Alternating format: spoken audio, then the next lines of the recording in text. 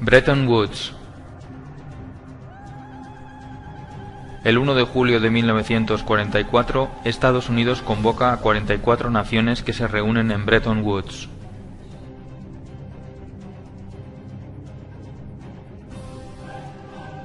Se piensa que para llegar a la paz y a la prosperidad hay que implantar una política librecambista.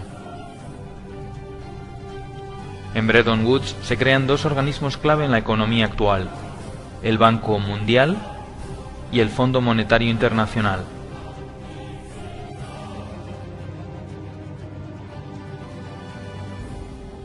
El Fondo Monetario Internacional tenía como misión conceder préstamos a países con problemas en la balanza de pagos.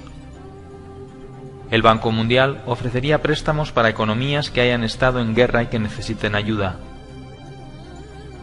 Se estableció el valor de las monedas con respecto al dólar y no al oro. Tanto Roosevelt como Truman apoyaron sin fisuras el acuerdo buscando la paz y la prosperidad gravemente dañadas después de las dos guerras mundiales y la Gran Depresión.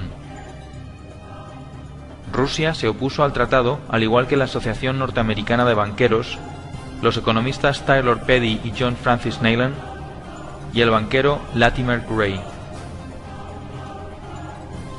Todos ellos vaticinaron que si el Fondo Monetario Internacional se establecía en países con problemas económicos, éste terminaría teniendo un poder absoluto sobre las soberanías nacionales.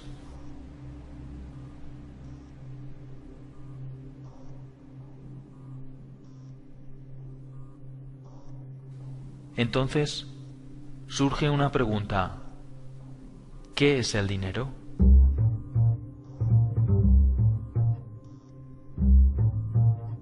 La mayoría de la población no sabe lo que es el dinero ni cómo funciona.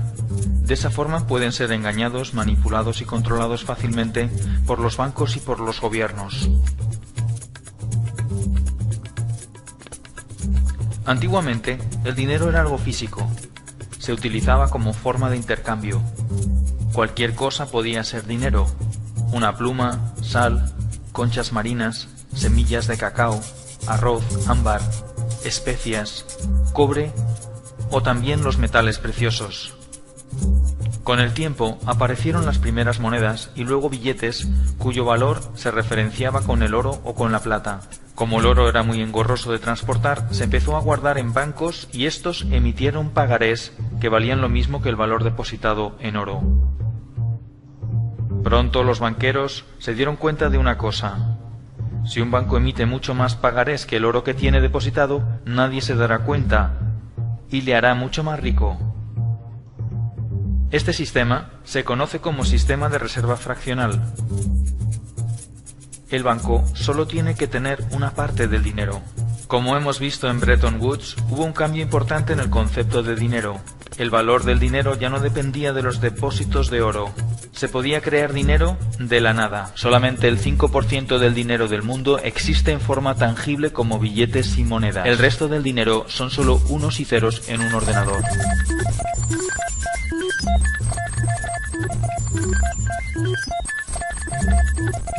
La actual política monetaria se basa en el sistema de reserva fraccionaria. Este sistema consiste en que un banco tiene derecho a prestar el dinero de sus clientes al mismo tiempo que tiene la obligación de devolvérselo cuando lo reclamen. El dinero es creado todos los días por los bancos privados en una red compleja denominada de intermediación bancaria. Cada vez que alguien pide un préstamo, el banco emite un pagaré que de la nada se convierte en dinero. Aunque se crea el dinero de esta manera, el sistema está fuertemente regulado y se basa en la confianza. Para que esto sea posible, se establece un pequeño control llamado el requerimiento fraccional de reserva. El requerimiento fraccional de reserva es el límite que impone un gobierno para la creación de dinero mediante el coeficiente de caja. El coeficiente de caja indica el porcentaje de dinero que un banco debe mantener en reservas líquidas y se calcula mediante la siguiente fórmula. Según el reglamento 1745/2003 del Banco Central Europeo, el coeficiente de caja está en un 2%. Sin embargo, según el artículo 4, los depósitos a plazo a más de 2 años se les aplica un coeficiente de un 0%. Esto quiere decir que se puede crear dinero de la nada ilimitadamente sin generar depósitos de reserva. El único límite en el mercado interbancario será el definido por el efecto multiplicador del dinero, pero en la práctica no hay límite.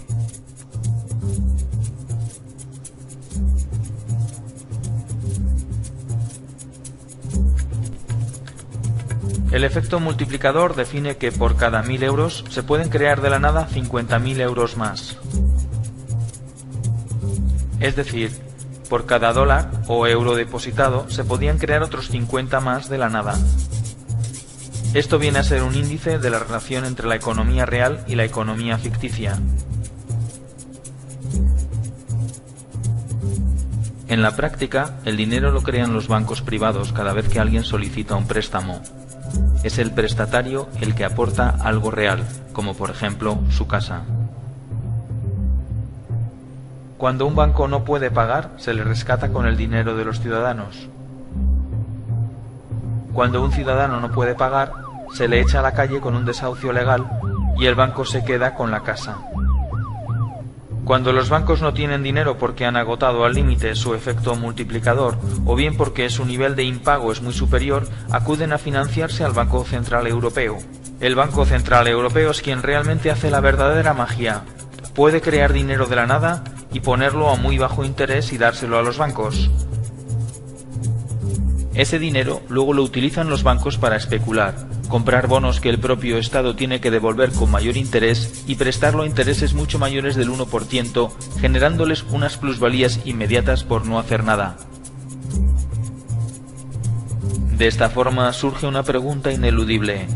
Si el dinero se crea de la nada solo en base a la deuda, ¿por qué los gobiernos no crean dinero y lo prestan directamente a las pymes y a las familias y así activar la economía? Sin embargo, estas operaciones solo benefician a los bancos y no a los ciudadanos. Surge así una nueva pregunta. ¿Por qué los políticos permiten que esto suceda?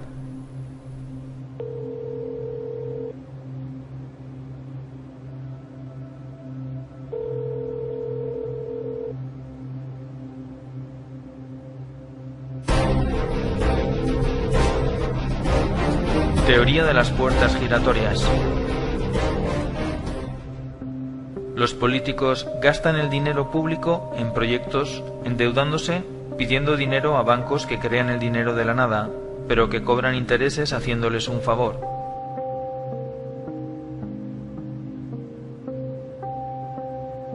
Este dinero, generado de los impuestos de los ciudadanos y aumentado por nuevos préstamos, va a parar a empresas amigas que diseñan presupuestos sobrevalorados mediante ingeniería financiera de forma legal.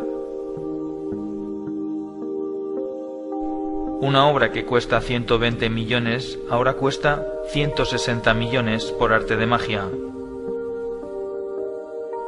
Los proyectos suelen ser obras públicas de gran calado y se vende la idea de que este tipo de proyectos mejoran la economía del país y son buenos para la gente. Cuando esta operación se hace bien no pasa nada, pero cuando se hace mal se descubren tramas de corrupción y pueden ser juzgados por la ley. Para que el sistema funcione y queden impunes, hay que manipular las leyes o bien comprar también a los jueces. Una vez que el político se queda con la diferencia, el dinero se guarda en paraísos fiscales, lejos de cualquier control.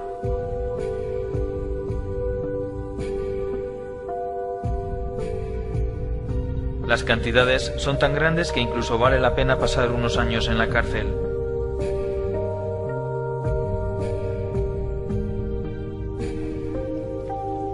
Para devolver el favor que los bancos hacen a los políticos, estos legislan haciendo que la banca siempre gane y organizando más tarde sustanciosos rescates con el beneplácito de las instituciones internacionales que están metidas en el ajo.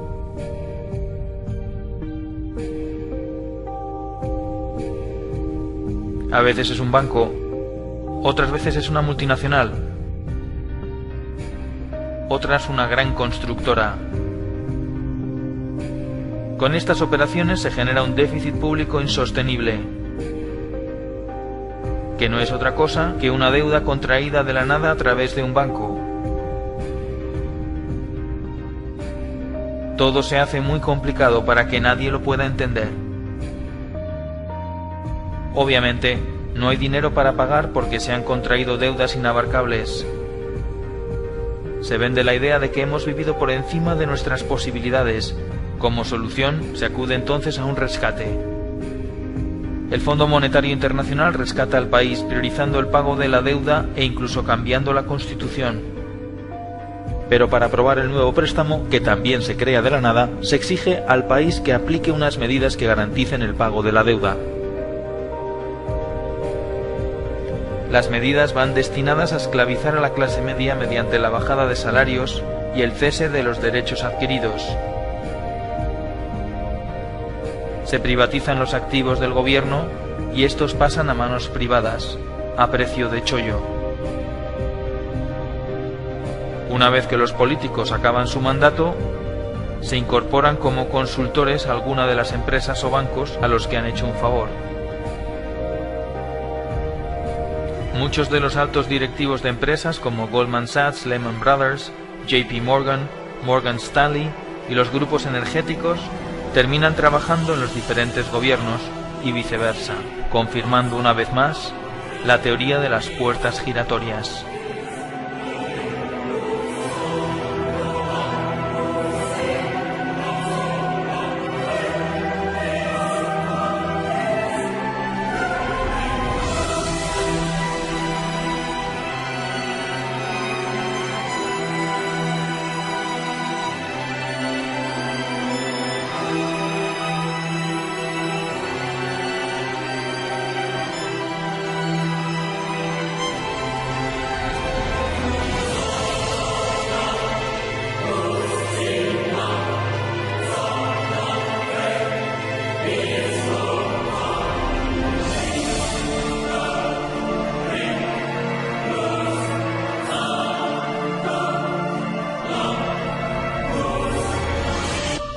Da igual que sean de un signo o de otro, de derechas o de izquierdas, demócratas o republicanos, progresistas o conservadores.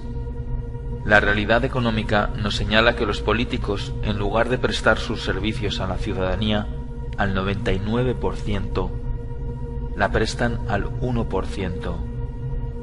No es malo que la empresa privada y lo público estén conectados, pero es malo que los políticos trabajen solo para ese 1% y engañen al 99%, mientras ese 1% abarca la mayor y más contundente fortuna jamás amasada en la historia de la humanidad,